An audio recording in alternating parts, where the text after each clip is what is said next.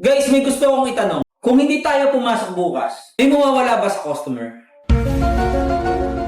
Tara, meeting tayo.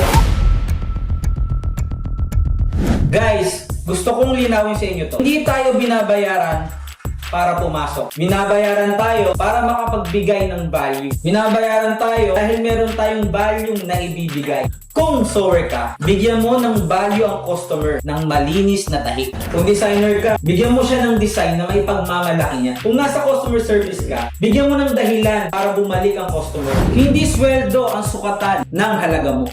Value ang sukatan ng halaga mo. Alam niyo kung bakit may customer na paulit-ulit na bumabalik? Hindi dahil mura tayo, hindi dahil malaki tayo, kundi dahil may taong nagbibigay ng effort higit sa inaasahan niya. Gaya ng ex mo. Parang may naamoy ako hindi maganda. Ang customer hindi nakakalimot ng taong nagbigay ng magandang experience sa kanya.